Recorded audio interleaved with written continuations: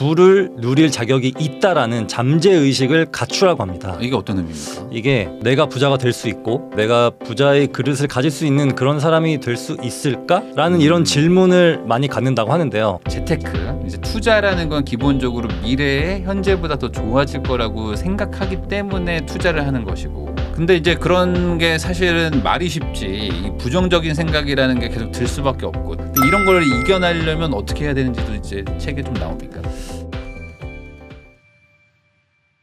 안녕하세요, 부인남입니다. 네, 오늘 또 오랜만에 또 송희구 작가님과 같이 책을 소개하는 코너로 또 돌아왔습니다. 저희가 드디어 이제 이름이 생겼습니다. 네. 그 코너명이 이제 독한 자들입니다. 이 독서하는 남자들을 좀 줄여가지고 독한 자들로 이 4글자로 딱 이제 맞췄는데, 저희가 그 코너명을 그 댓글로 좀 달아달라고 했는데 거기에 좀 그 적어주신 분한테 저희가 또 그 사인을 해가지고 네. 책도 좀 보내드리고 그러기로 했습니다. 그래서 이제 그 보내주신 나머지 분들한테도 더 감사하다는 또 말씀을 먼저 좀 드리고요. 저희 코너는 이제 독한 자들로 정해졌다는 거 먼저 말씀드리면서 코너를 좀 시작해 보려고 합니다. 이 독한 자들, 뭐 저희가 이제 시작한 지는 조금 됐지만 그래도 좀 새롭게 시작하는 마음으로 네. 이 뭔가 좀 코너명과는 그 약간 좀 반전의 의미가 있어요. 네. 독한 자들이지만 사실 전혀 독하지 않은 약간 느낌의 그 송희구 작가님과 같이 진행을 하는데, 이 코너에 대해서 되게 애착을 벌써부터 갖는 분들이 많습니다. 아, 정말 감사합니다. 그래가지고 그 저도 이제 되게 재밌게 하고 있는데, 이 책도 재밌지만 그 송희구 작가님의 그 반응을 더 재밌어하는 분들. 제 반응이요? 그래서 제가 뭐 여러분들 오해하실까봐 다시 한번 말씀드리면, 제가 뭐 송희구 작가님을 뭐 놀리려고 한다거나 전혀 그런 게 아닙니다. 저는 그냥 이 책을 조금 더 즐겁게 설명을 드리고 자 그렇게 하는 거라는 거 다시 한번 오해 안 해주셨으면 좋겠고요. 자, 그러면 이제 본격적으로 한번 시작을 한번 해보도록 하겠습니다. 오늘의 책은 어떤 책인지? 네, 오늘의 책은 그 부의 초월자라는 책입니다. 초월자. 이 조셉 머피님이 쓴 책인데, 네. 요즘에 막 이렇게 학원 뭐 이런 거 하시는 분들이 많잖아요. 초월자. 근데 그 학원에 관련된 책의 원조격이라고 할 수 있어요. 네, 그래서 원조. 뭐 끌어당김의 법칙, 뭐 심상화, 시각화 이런 것들이 되게 요새 좀 유행처럼 번지고 있는데, 그거의 거의 시초 같은 책이라고 말씀드릴 수 있습니다. 이게 이 한 번씩 이렇게 그 텀이 돌아오는 것 같아요. 이 뭔가 그 끌어당김의 법칙이라는 게 저 때가 언제야? 그러니까 한 20살 때니까 한 20년 전인가? 그때 시크릿. 시크릿. 빨간색 책 있었잖아요. 네. 그냥 간절히 바라면 이루어진다. 근데 그런 류의 책이 이게 원조라는 거죠. 이 책이. 그래서 이 책이 보니까 거의 한 60년 전에 나왔던 책이더라고요. 그때 이제 처음으로 나왔으니까 아마 그때 당시의 어떤 그 사회 분위기에서는 되게 좀 센세이션한 그런 느낌이지 않았을까라고 생각이 좀 들거든요. 네, 그 제가 이 책을 읽으면서 이게 사실 제 스타일의 책은 아니거든요. 이게 스토리텔링이 좀 부족하고, 하지만 미국에서 워낙 많이 팔렸고 국내에서도 좀 평이 좋아서 선정해봤습니다. 그러니까 어찌 보면 그 원조다 보니까 이게 그런 거 있지 않습니까? 영화도 영화도 그 옛날에 그 반전 영화들 있잖아요. 유명한 반전 영화들을 요즘에 보면 조금 식상해요. 유주얼 서스펙트 같은 거. 식스센스. 식스센스 이런 거 보면은 아니 저게 뭐 반전이 하는데 그 당시에는 되게 파격적인 거 있지 않습니까? 맞아요. 그러니까 이 책도 약간 그런 거일 수도 있는 게 지금 보면은 뭐 이거 옛날 뭐 다른 책들에서 다 했던 얘기 아니야라고 생각하실 수가 있지만 이 선후가 바뀌었다. 이 책이 훨씬 먼저 60년대 얘기한 책이고, 그 다음에 이 책에 어찌 보면 이제 후속격인 책들이 이제 우리가 봤던 책들이라고 보시면 되지 않을까라고 좀 봅니다. 근데 이 책에서 이제 강조하는 게 이제 여러 가지가 있지만 그 중에서 가장 큰 게 좀 학원 같은 거. 학원이죠. 학원에 대해서 좀 강조하는 게 있고, 간절히 믿으면은 이제 바뀐다는 거, 그런 내용들을 이제 하나씩 좀 설명을 좀 해드릴게요. 우선 저자 소개를 좀 해주시면 좋을 것 같아요. 이 조셉 머피 박사님은 1898년에 태어나셨고 지금은 돌아가셨고요. 이미 수백만 권이 팔린 잠재의식의 힘이라는 책이 굉장히 유명한데 이 책 때문에 어떻게 좀 스타덤에 올랐고, 그리고 어떤 잠재의식과 학원의 아버지라는 별명을 가지고 있습니다. 그리고 이분이 진짜 원했던 거는 모든 사람에게 내면에 있는 신성한 근원과 힘에 대해 알려주고 싶었다, 이거였어요. 그러니까 이 책에 보면 뭐 생명의 근원 뭐 이런 내용들도 막 계속 나오고 네. 그 근원에 대해서 계속 간절히 바라면 그 근원이 뭔가 들어준다. 네. 약간 이런 내용들이 계속 반복되는 부분들이 있거든요. 네. 그게 약간 그 말씀하시고 싶었던 내용인 것 같아요. 맞아요. 그러니까 내가 뭔가 부정적으로 살면 계속 그 부정적인 기운이 생기고 긍정적인 생각을 가지면은 긍정적인 그 기운이 이제 내 그 신성한 근원과 만나가지고 내 인생이 좀 바뀐다 뭐 이런 것 같은데 네. 제가 아까 잠깐 찾아보니까 이분이 그 머피의 법칙. 네, 머피의 법칙이라는 말도 이게 네. 조셉 머피의 머피의 법칙. 그 머피의 법칙이 이건지는 정확히는 모르겠지만 머피의 법칙이라는 책까지 내셨던 책도 쓰셨고. 네. 네. 그래서 이제 그 뭔가 그 자기계발서의 약간 아버지 같은 네. 원조격이신 분이 쓰신 책이어서 한번 뭐 읽어보시면은 좋지 않을까라는 생각입니다. 이 평점은 한 어느 정도 주고 싶으세요? 저는 한 4.1점. 4.1점. 네. 그러면 이제 4점대는 괜찮은 책이지만 4.1이라는 거는 괜찮은 책 중에서 안 좋다. 좀 약간 아쉬운 부분이 몇 군데 있었는데요. 네. 이게 학원에 관한 내용이긴 한데 너무 네. 뜬금없는 내용들이 가끔씩 나와요. 예를 들면은 약사가 약국이 잘 안 돼서 네. 나는 약국이 잘 될 수 있다 이런 학원을 매일 했더니 갑자기 약국이 잘 됐대요. 네. 네, 그래서 이런 게 약간 저는 너무 이렇게 과장이 된 건지 네. 아니면은 뭔가 어떤 중간 과정이 생략된 채로 결과만 나와 있는 건지 그게 좀 아이러니했습니다. 근데 그런 게 사실은 자기계발서에는 많이 나오는 류의 그런 내용들 아닙니까? 갑자기 맞아요. 이제 간절히 바랬더니 되는 거 있지 않습니까? 네. 이제 그러다 보니까 이제 자기계발서를 약간 조금 불신하시는 분들은 아니 그게 말이 되냐라고 말하는 분들도 있는데 또 반대로 또 그런 거를 또 좋아하시는 분들은 이 간절히 바라면 그게 내 생활 패턴을 조금씩 바꾸기 시작하고 맞아요. 내 주변에 좋은 기운들을 이제 전달하기 시작하면서 어떤 손님들도 그게 느껴지고 하면서 이제 뭔가 매출이 늘어난다 이렇게 얘기하는 맞아요. 분들도 있는데 뭐 개인적으로는 어떻게 생각하세요? 이 어떤 그 내 마음가짐이 내 주변 사람들에게 영향을 준다. 근데 이게 확언하는 것 자체는 좀 네. 좋은 것 같아요. 저도 여태까지 확언을 말로 한 건 아니고 이렇게 일기장에다 몇 번씩 썼거든요. 네. 누구는 뭐 하루에 100번 써라 막 이런 분도 있는데 그 너무 오래 걸려서 저는 3번씩만 썼습니다. 3번씩. 네, 근데 그게 괜찮았던 것 같아요. 네, 그래서 그거를 이렇게 쓰고 나면은 되게 뭔가 내가 오늘도 열심히 살아야겠다 이런 다짐을 하게 됐습니다. 아침에. 네, 아침에.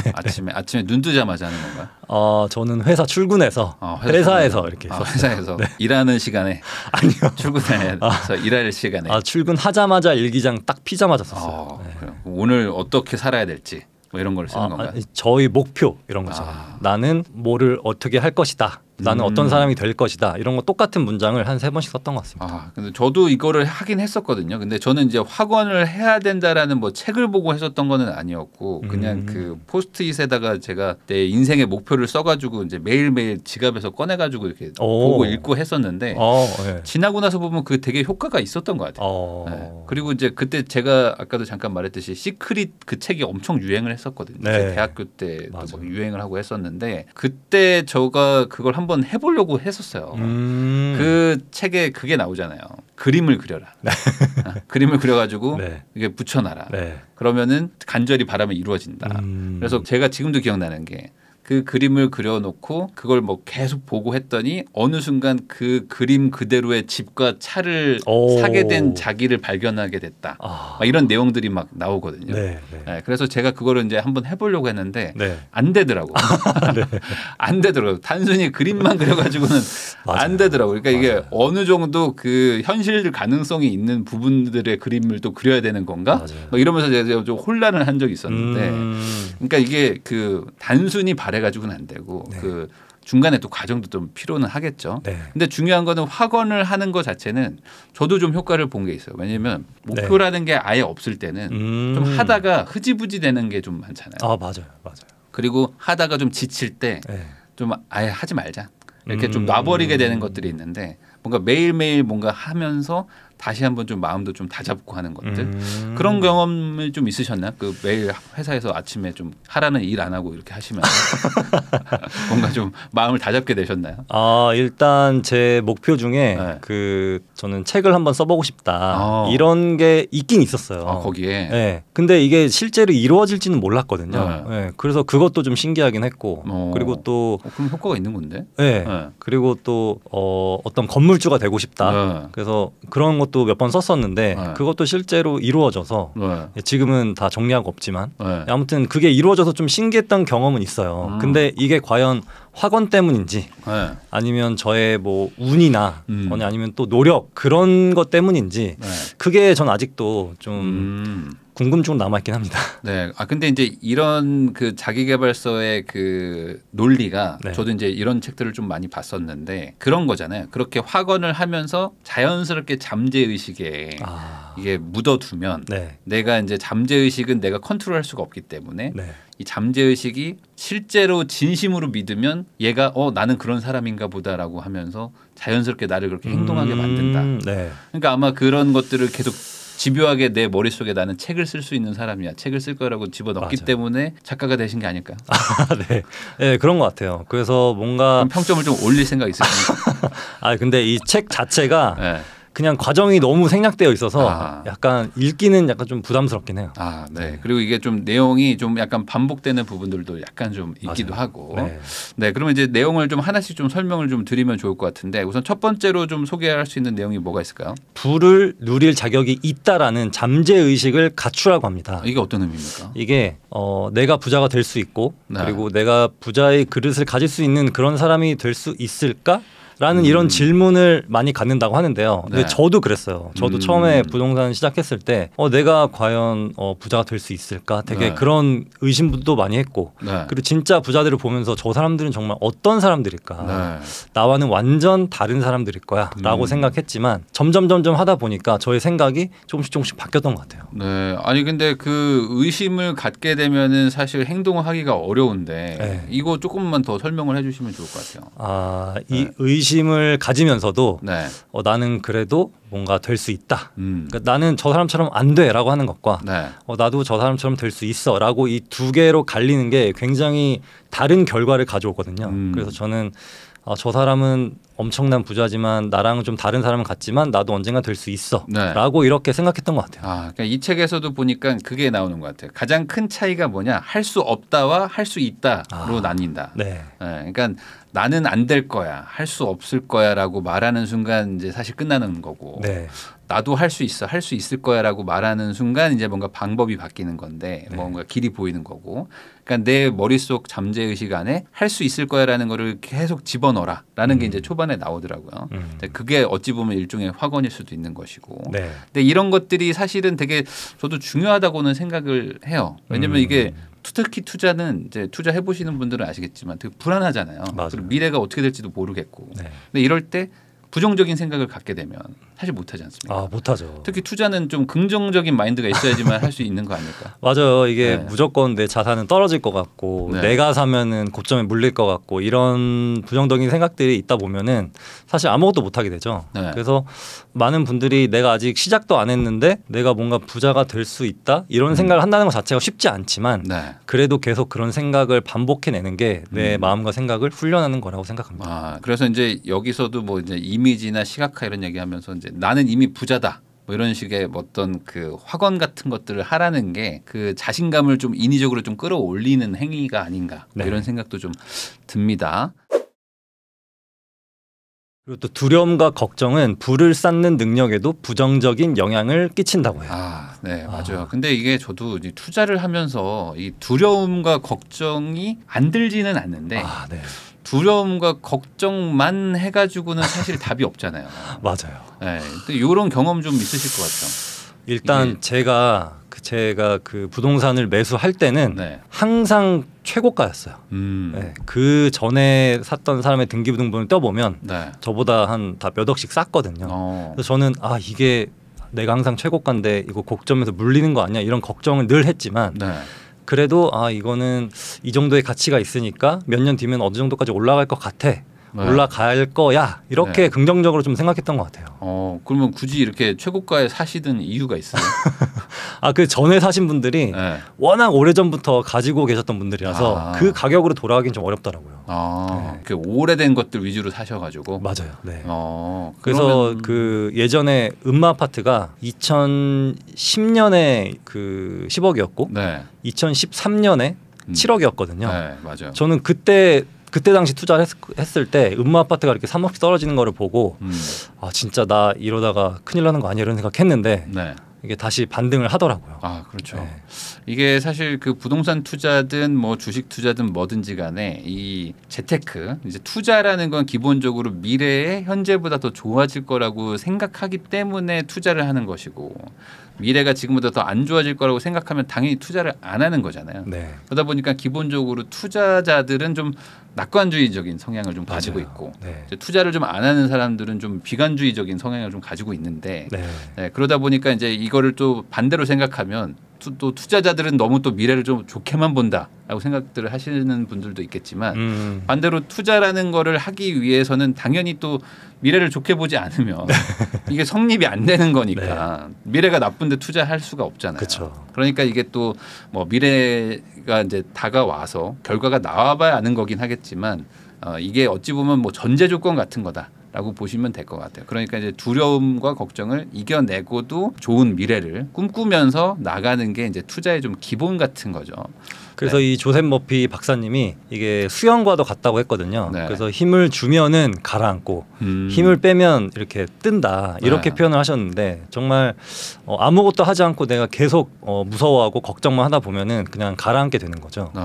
약간 인플레이션과도 관련이 있는 것 같은데 네. 그래서 그냥 저금만 계속 하다 보면은 네. 내 돈의 가치가 낮아지듯이 네. 뭔가 힘을 빼고 걱정을 덜어내고 투자를 하나씩 해가는 게 좀 맞지 않나 싶어요. 네. 근데 이제 그런 게 사실은 말이 쉽지 이 부정적인 생각이라는 게 계속 들 수밖에 없고 특히 이제 부동산 투자든 뭐 주식 투자든지 간에 미래의 변동성에 투자를 하는 건데 맞아요. 변동성이라는 게 사자마자 오르면 마음 편하지만 사고 나서 가격이 떨어질 수도 있고 뭐 맞아요. 대출을 받아가지고 막 이자를 부담하게 되면은 마음도 불편하고 부정적인 생각이 안 들 수가 없단 말이죠. 네. 근데 이런 걸 이겨내려면 어떻게 해야 되는지도 이제 책에 좀 나옵니까? 일단 확언을 계속 반복하라고 하거든요. 네. 네, 근데 이 조셉 머피 박사님이 나는 이런 확언을 했고 그리고 네. 너한테는 이런 확언이 맞을 것 같으니까 내가 이걸 써줄게 하면서 그런 문장들이 네. 이 예시들이 여기 한 몇백 개가 나오는 것 같아요. 네. 그래서 그 당사자들이 그거를 이렇게 매일같이 확언을 하고 나서 뭔가 잘 됐다. 이렇게 해야 되는데 일단 내가 어떤 확언을 하는지가 좀 중요한 것 같긴 하지만 그래도 여기서 중간중간 강조하는 게 확언만 해서는 안 된다. 그 의지로서 뭔가 행동을 해야 된다라고 하고 있어요. 네. 근데 이게 보니까 그것도 있어요. 확언을 했는데도 안 되는 경우. 네. 근데 거기 보면은 확언은 했지만 잠재 의식 속에서는 에이 그래도 안 될 거야라는 거를 같이 얘기하는 사람들. 그러니까 저는 부자가 될 겁니다. 그렇지만 정말 될까요? 라고 같이 반문하는 사람들은 그 부정적인 기운이 긍정보다 더 세다. 이렇게 또 나와요. 네. 그러니까 이게 어찌 보면 논리적으로 완벽한 구조야. 그러니까 이길 수가 없어. 이 책을 이길 수가 없습니다.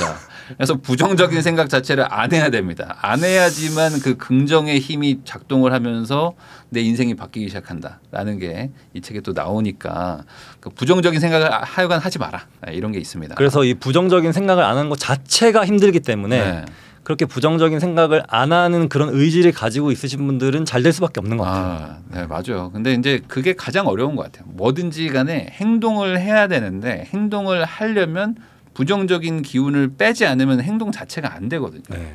이게 뭐든지 그거 있지 않습니까? 유령의 집 같은 거 네. 가면은 깜깜하잖아요. 네. 깜깜할 때 발을 떼야 되는데 네. 발을 떼려면 결국에 이 겁나는데 겁날 때는 사실 가만히 있는 게 최고거든요. 근데 그때 이제 겁이 나지만 한 발짝 떼려면 결국에 행동인 거고 행동이라면 바로 앞에 뭔가 없겠지. 라는 긍정의 마인드로 낙관주의적으로 한 발 가는 건데 네. 갔다가 이제 귀신이 나온다든지 네. 뭔가 빠진다든지 할 수도 있겠지만 결국에 한 발 내딛는 거는 네. 이제 개척 정신 뭔가 내가 그래 좋겠지라고 하는 그 마음 아니겠습니까? 맞아요. 내딛지 않으면 계속 귀신들이 뭐라 하니까 아무것도 안 해.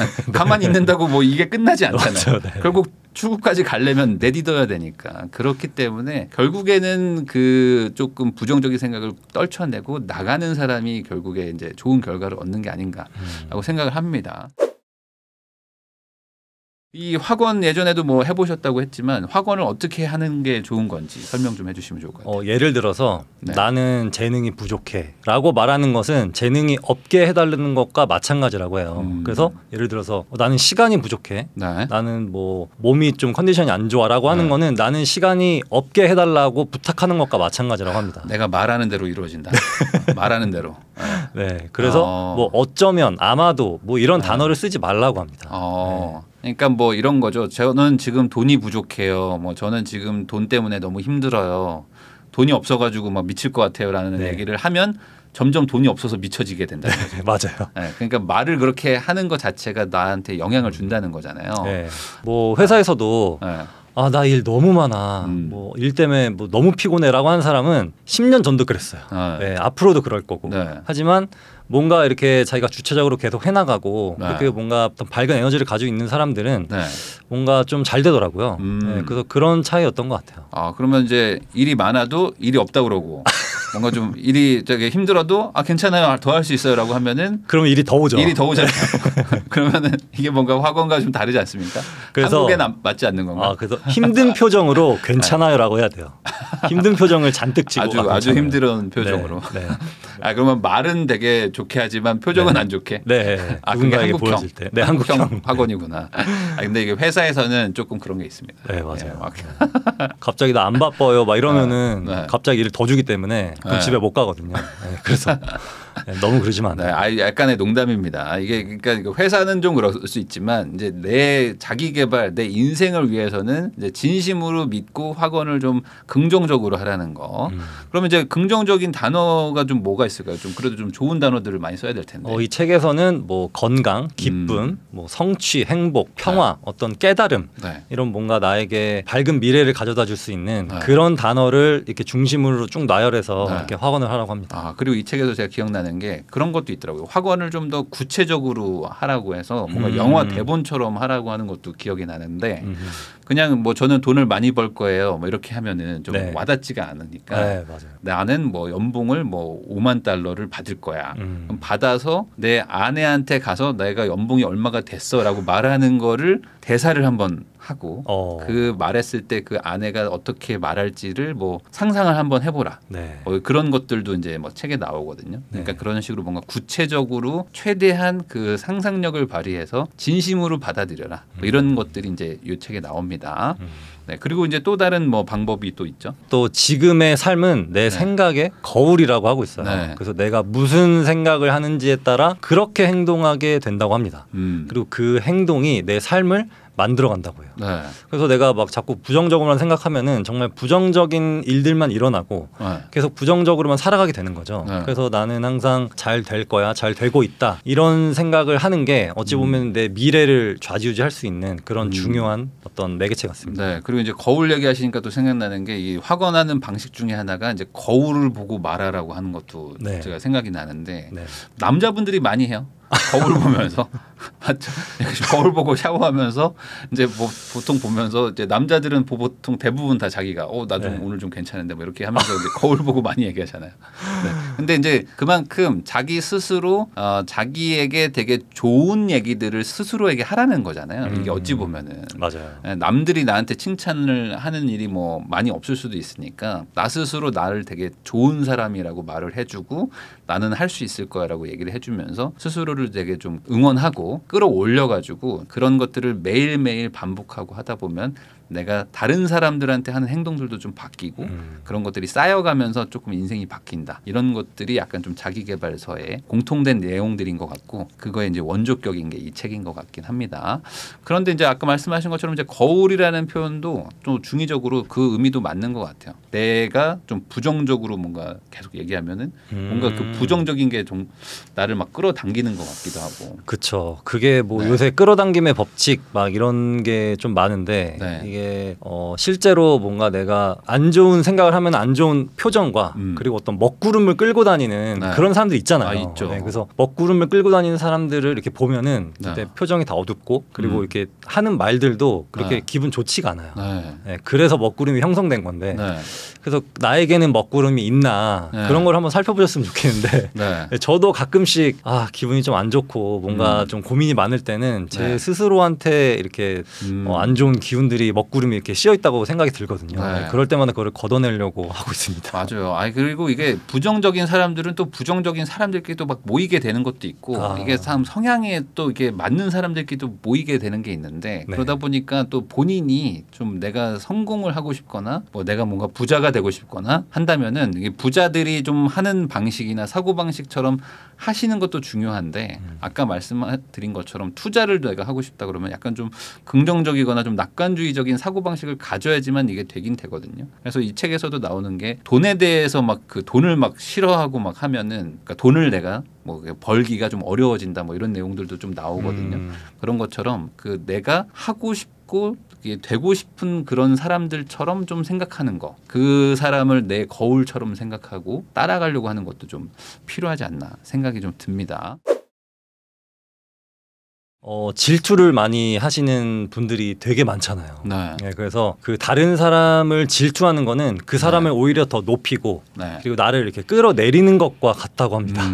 그래서 친구 중에 뭐 아는 사람 중에 내가 잘 되면은 속으로는 되게 질투하면서 겉으로는 축하해주는 척하는 친구들이 있거든요.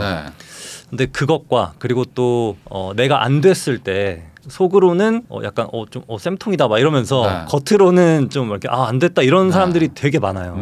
그래서 이게 진짜 친구냐 가짜 친구냐 이거를 가릴 수가 있는데 저 같은 경우도 저랑 가까운 사람들이 만약에 잘 되면은 저는 진심으로 기뻐하거든요. 그 이유가 뭐냐면 그 사람이 뭐 저한테 나중에 치킨이라도 사줄 수 있으니까. 그래서 그런 아주 그 상업적인 마인드로 축하를 해주신 거예요. 나중에 뭐 삼겹살이라도 얻어먹을 수 있으니까. 그래서 진심으로 축하를 해주는데 근데 그러나 진짜 친구는 힘들 때 같이 아파해주는 친구가 아니라 내가 잘 됐을 때도 질투심 전혀 없이 정말 기뻐해주는 게 저는 진짜 친구라고 생각해요.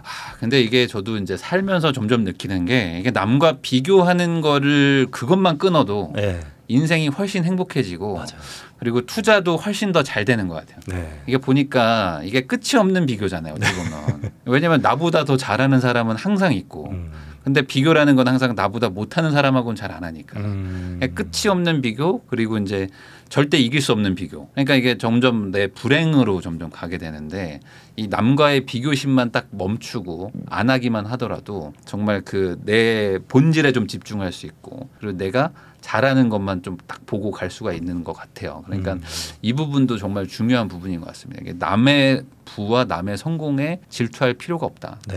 전혀 없죠. 근데 이게 좀 사람의 기본적인 심리다 보니까 좀 이걸 강조하신 게 아닐까 이분이? 네 맞아요. 이거 아마 본인도 이렇게 느꼈을 거예요. 그래서 그래서 다른 사람이 잘 되는 것을 질투하는 나를 보고 그래서 이러면 안 되겠다. 이거를 좀 나만 알고 있을 게 아니라 좀 퍼뜨려야겠다 해서 쓴 것 같은데 저도 예전에는 막 이렇게 고등학교 때 이렇게 시험 볼 때 저는 친구들과 이렇게 경쟁한다고 생각했거든요. 그래서 그 친구들이 저보다 갑자기 성적이 올라와 버리면은 왜 내가 이 문제를 틀렸을까 보다는 일단 그 친구들에 대한 질투를 먼저 했어요. 그러다 보니까 저한테 좋은 게 하나도 없더라고요. 그렇죠. 그럴 시간에 내가 뭘 틀렸는지 공부하는 게 맞았던 것 같아요. 맞습니다. 특히 이제 투자든 뭐 부동산이든 특히 이제 집 같은 거가 좀 이게 질투의 대상이 될 수도 있거든요. 왜냐면 이제 주식은 조금 덜한 것 같아요. 주식을 뭐 내가 삼성전자를 뭐 몇 주 가지고 있어야 해도 좀 와닿지가 않는데 집 같은 거는 좀 확 눈에 막 보이고 이게 그 상상이 바로 되니까. 그래서 이제 그런 것들에 좀 질투심을 느끼실 수도 있는데 그런 것들을 쫙 놔버리는 게 사실은 어찌 보면 좀 내가 좋아지는 그 첫 걸음이기도 한 것 같아요. 절대 질투하실 필요 없고 내가 스스로 내 인생을 그냥 잘 사는 게 훨씬 더 중요하다라고 생각하시면 좋을 것 같습니다. 그리고 뭐 주관적인 믿음이나 뭐 느낌이 뭐 객관적인 삶을 지배한다. 뭐 이런 내용도 있는데 좀 어려운 내용인 것 같아요. 이거 좀 어렵잖아요. 근데 우리가 살아가는 그 자체, 우리의 인생은 사실 객관적이에요. 이게 무슨 말이에요? 어려운데. 그래서 작가님이 설명 좀 해주셔야 될 것 같습니다. 그 만약에 내가 어떻게 살아가는 모양이 있으면은 어떤 모습이 있으면은 내가 보는 것과 그리고 상대방이 보는 것, 그냥 그 느끼는 것 그 자체는 우리 인생 자체는 그냥 그 사실 그대로인데 그 사실을 만들어 가는 것은 우리의 내면이 좌지우지한다는 거죠. 엄청 어렵네요. 네, 어려워요. 철학적인 것 같아요. 네, 그럼 여기서 어떤 걸 느껴야 되는 겁니까? 예를 들어서 내가 회사에서 막 이렇게 나는 이 일이 너무 안 맞는 것 같아 하면서 막 이렇게 인상을 확 쓰고 있으면은 내가 그렇게 믿고 있기 때문에 그런 거예요. 사실은 저는 일이라는 것은 적성보다는 전 적응이라고 보거든요. 적응. 네, 그래서 여러분들이 만약에 몇 년째 같은 직장을 다니고 계신다면 그게 적성에 잘 맞는 거예요. 할만하다. 네. 네. 그래서 저도 지금 13년째 잘 다니고 있는 거고. 네. 그러면 계속 하실 겁니다. 이렇게 물어보면 또 애매한. 근데 이게 왜 그러냐면 저도 이거에 좀 동의가 되는 게 내가 그동안 그래도 잘 했기 때문에 잘한 것들 중에서 잘 골랐기 때문에 이 길을 온 게 아닐까라고 생각이 좀 드는 게 있어요. 뭐냐면 저도 한 20대 초중반이나 이럴 때는 내가 그냥 어떻게 선택을 잘못해서 이 길로 온 게 아닐까라고 생각이 들었던 적도 있었거든요. 근데 반대로 생각해 보면 그렇게 잘못된 선택들을 했었으면 선택을 안 당했겠죠. 맞아요. 그래가지고 내가 아마 이 길로 모고도 왔을 가능성이 높거든요. 그러니까 내가 뭔가를 잘하기 때문에 그나마 잘한 것들을 잘 모으고 모은 선택들이 교집합이 지금의 모습인 거일 수도 있거든요. 근데 많은 분들이 내가 지금 가지고 있는 모습은 너무 당연한 거고 이건 너무 쉽게 얻었기 때문에 나는 그냥 이게 너무 당연하게 생각하고 내가 안 간 길이 진짜 내 길인데 라고 생각하는 분들이 꽤 있어요. 그래가지고 막 28, 막 35인데 저 다 접고 이거 모든 거 다 접어버리고 제가 원래 좋아했던 꿈을 찾아가겠습니다 하는 분들이 있거든요. 있죠. 네. 그럼 지금 회사원이시면서 좀 작가의 생활도 같이 하고 계시는데 그 어찌 보면은 완전히 또 다른 길로 가는 거잖아요. 맞아요. 근데 이렇게 뭐 완전히 이렇게 다른 길로 간다는 게 사실 어떤 분들 입장에서는 쉬운 일은 아니게 좀 받아들여질 것 같기도 한데 이런 것들을 또 꿈꾸는 분들 입장에서는 어떻게 이런 거 얘기를 해주실 수 있을까요? 나 적성 아닌 것 같아. 나 막 확 바꾸고 싶어 막 이런 분들이 있을 거 아닙니까? 그런데 그 직장은 여러분이 선택하신 거고 그리고 몇 년째 다니고 있다는 건 아까 말씀드렸다시피 잘 하고 있다는 뜻이에요. 그 부익남님도 거의 7년을 다니셨잖아요. 7년 다녔죠. 그 7년 동안 힘드셨겠지만 7년 동안이라는 그 세월은 짧지 않은 시간이거든요. 그래서 저는 그 건설이라는 그게 잘 맞았기 때문에 지금 다시 건설의 그 업계에 뛰어드신 게 아닌가 싶거든요. 그래서 그럴 수 있죠. 그래서 제가 뭐 회사를 다니다가 뭐 혹시나 그만두게 되면 나중에 생각해 보면 나는 회사를 더 잘 맞았던 것 같아. 이럴 수도 있을 것 같아요. 그래서 그거는 아직 모르는 일이기 때문에 우리가 살아가고 있는 그 인생과 그리고 내가 늙어서 되돌아봤을 때 우리가 살아온 그 발자취는 객관적이기 때문에 그 객관적인 것을 더 멋지게 만들어가기 위해서는 우리가 진짜 소중하게 생각하는 것 그리고 우리가 진짜 잘하는 것 우리의 마음에 있는 무언가를 찾아야 된다고 봐요. 그럼 돈이 되지만 재미없는 것과 너무 좋아하지만 돈이 안 되는 거 이 둘 중에 뭘 골라야 된다고 보세요? 전 처음에는 돈이 되는 거 하다가 무조건 돈을 되는 걸 해라. 처음에는. 나중에 돈이 안 되는 거 하겠습니다. 돈이 되는 걸로 돈을 번 다음에 좋아하는 거 해라. 이게 한국형이다. 왜요? 이유를 말해주세요. 돈이 없는 상태에서 뭔가 하면은 저뿐만 아니라 주변 사람들이 피폐해지기 때문에 너무 힘들어지기 때문에 제가 뭐 밥을 사고 싶어도 못 사고 뭐 어디 아파도 병원도 못 가면 그건 안 되니까. 물론 이제 좋아하는 걸로 돈을 많이 벌면 제일 좋겠지만 그게 쉽지 않잖아요. 쉽지 않죠. 이게 살다 보면은 내가 좋아하고 내가 잘하는 게 돈이 안 되는 경우들이 좀 있더라고요. 그러니까 그런 것들까지 고려했을 때 적성이라는 거를 너무 쫓아가지고 돈을 다 포기하는 거는 좋지 않을 수도 있다. 뭐 이런 얘기를 잠깐 좀 해봤습니다. 부정한 방법으로 그러니까 옳지 못한 방법으로 재산을 축적하는 사람은 성공할 수 없다고 합니다. 근데 얘가 나오는데 어떤 런던에서 되게 유명한 소매치기가 있었어요. 그래서 프랑스랑 영국에서 되게 왕처럼 살았는데 항상 되게 무서웠고 그리고 공포심과 죄책감 때문에 정신장애를 겪었는데 결국에는 자수를 했대요. 그래서 출소 후에 정직하게 살다 보니까 너무 기쁘다라는 거예요. 그래서 자기가 왜 이렇게 소매치기를 해왔고 그리고 그렇게 부유하게 사는 동안 전혀 행복하지 않았다고 합니다. 근데 이제 행복하게 사시는 분들도 많은 것 같기도 한데 뭔가 이거는 이제 케이스 바이 케이스다라고 볼 수는 있을 것 같은데 근데 이제 그런 건 있는 것 같아요. 그러니까 내가 마음이 불편한데 그 방법으로 돈을 버는 건 행복하지 않은 것 같아요. 맞아요. 그러니까 이게 뭐 부정한 방법이든 뭐 이걸 떠나서 내가 행복하지 않은 방법으로 계속 돈을 벌고 있다는 것 자체는 불행한 거는 맞는 것 같습니다. 특히 이제 돈을 번다는 것 자체가 어찌 보면은 꼭 살아야 되는 그 뭐 필수 행위인데 살려면 근데 그거 자체가 막 너무 스트레스인 분들도 있거든요. 근데 이제 그거를 이제 아까 말씀하신 적성과도 좀 맞는 거일 수도 있는데 하루하루가 막 너무 힘든 분들 있잖아요. 이 일 자체가 막 너무 힘들어서 막 당장 그만두고 싶어. 이런 분들은 어떻게 하죠? 우선 그만둬야 될까? 갑자기 생각나는 게 갑자기 택배 생화차가 생각이 나네요. 그게 진짜 거의 그 노동의 끝판왕이라고 하더라고요. 근데 그거 한번 해봐라. 아니. 저 그거 하시는 분들 정말 대단하다고 생각이 듭니다. 그래서 저는 그렇게 육체적으로 너무 힘든 노동은 좀 생각해봐야 될 것 같아요. 왜냐하면은 몸이 힘들면 머리는 안 힘들 거라고 생각하지만 실제로 몸이 힘들다 보면은 되게 정신도 피폐해지거든요. 그럴 수도 있죠. 그래서 너무 몸이 힘든 거는 한번 자신의 정신의 한번 이게 그 피폐하게 하지 않는지 그거를 좀 점검해봐야 될 것 같아요. 그러니까 이제 아까 말씀하신 것처럼 이제 적응이긴 하지만 일이라는 게 적응이긴 하지만 내가 막 도저히 못 견딜 정도의 뭔가 힘듦이나 고통이 있다 그러면은 이제 당연히 일은 접고 뭐 다른 일을 하시는 게 맞긴 하겠죠. 그러니까 내가 너무 힘들다 그러면 이제 돈을 떠나서 이제 더 중요한 게 있기 때문에 뭐 그런 얘기를 잠깐 한 것 같고요.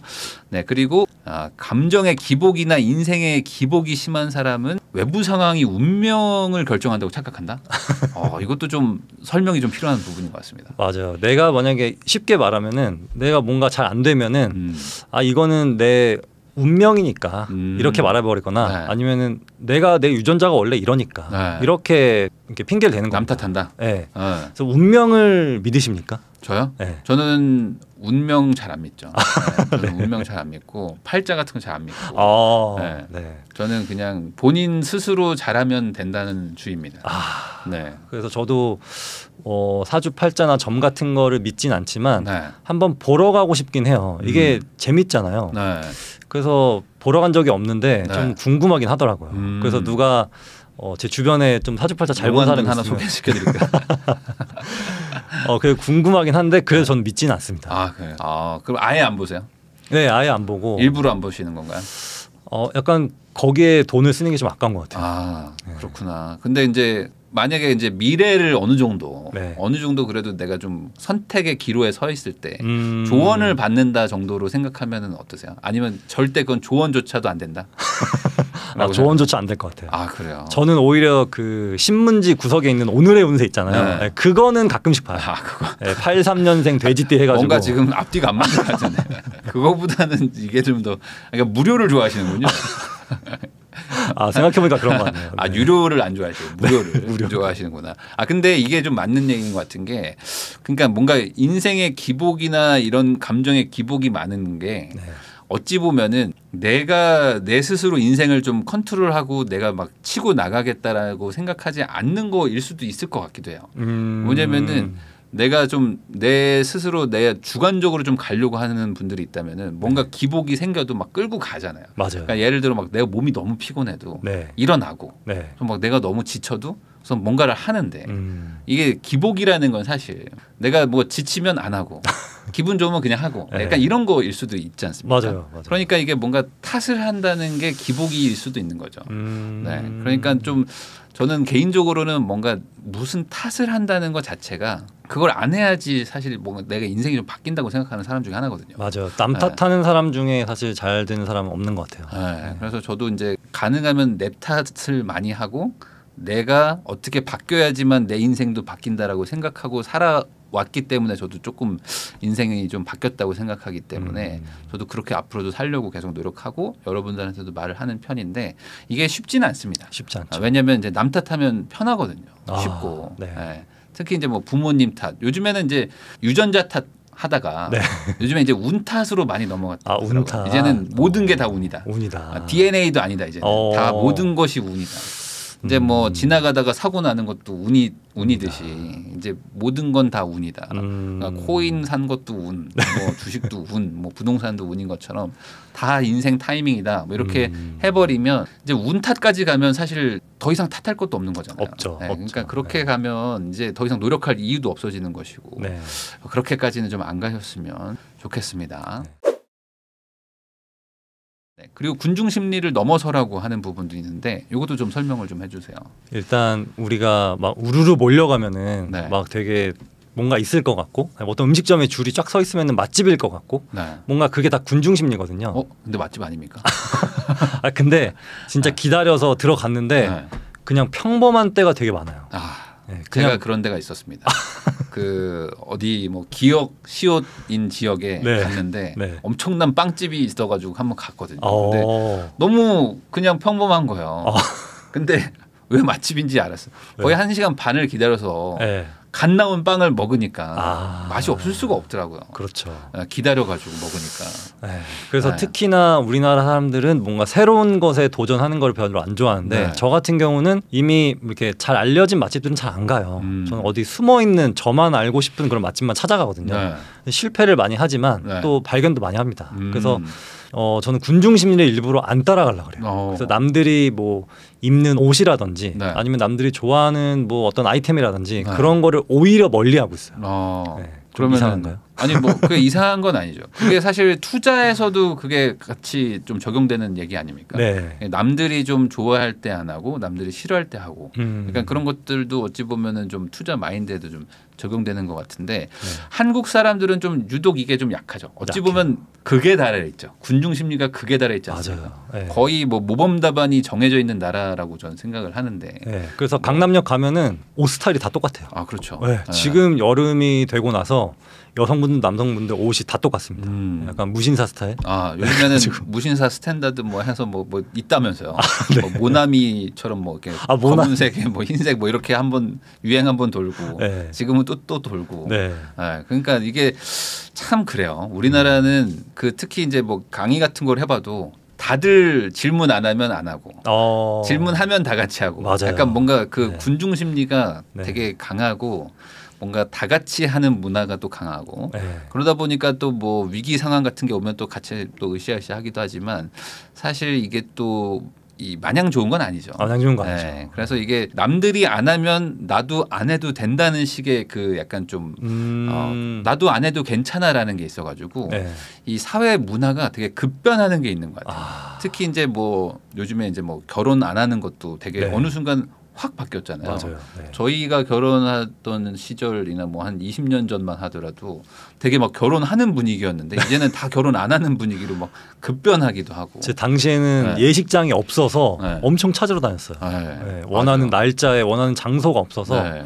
막 진짜 그러니까 이게 막 어려웠었죠. 10년 단위, 뭐 15년 단위로 막 확확 바뀌는 것도 어찌 보면 좀 군중 심리가 좀 많이 영향을 주는 게 우리나라인 것 같기도 한데 또 그 SNS 네. 같은 경우에 요즘 이런 거 많잖아요. 요즘 뭐 커플들 사이에서 난리난 땡땡, 뭐 어디 한국에서 대박난 땡땡 네. 이런 것들 되게 많은데 이것도 다 궁중 심리예요. 그래서 그렇죠. 그거 클릭해보고 나는 난리난 걸 왜 나는 왜 나만 모르고 있지? 이런 걸 찾아가서 들어가 보는데 사실 막상 보면 별것도 아니죠. 그렇죠. 근데 그거를 안 하면 왠지 안 될 것 같고 네. 그리고 이제 그런 걸 또 마케팅으로 이용해서 하기도 하는데 이제 난리 났다 그러는데 여기만 난리 났는데 여기 요 마케팅 회사에서 난리를 일부러 낸 거잖아요. 네. 근데 그걸 또 따라하기도 하고 네.